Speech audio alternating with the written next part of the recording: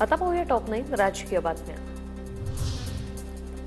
नाशिकला पालकमंत्री देण्यासाठी सरकारने तत्परता दाखवली नाही। 15 ऑगस्टपर्यंत तरी पालकमंत्र्यांच्या नेमणुकीची अपेक्षा करू।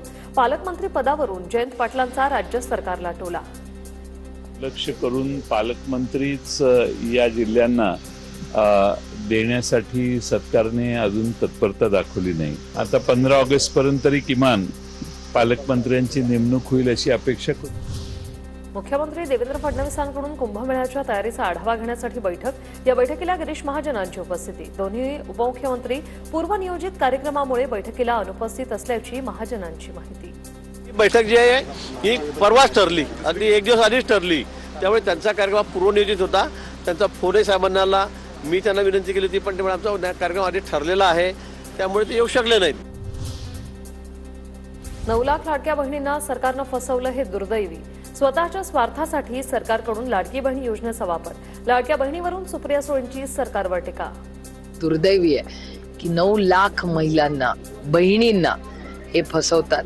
ज्या पद्धतीने या स्कीमचा वापर सरकारने, त्याचा वापर आणि गैरवापर स्वतःच्यासाठी स्वार्था केला, हे खूप महाराष्ट्राला न शोभलं। वीर सावरकर आणि बाळासाहेबांना भारतरत्न देण्याचा प्रस्ताव राज्य सरकारने केंद्राला पाठवावा। राऊतांची मागणी। राजकीय गणित जुळवून याआधी भारतरत्न दिलं, राऊतांचा आरोप।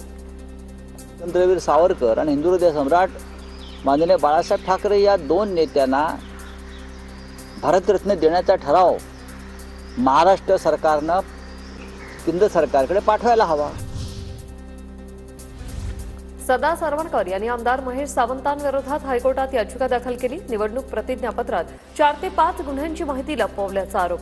लपवलेल्या गुन्ह्यांची माहिती समोर यायलाच हवी, सरवणकरांची मागणी।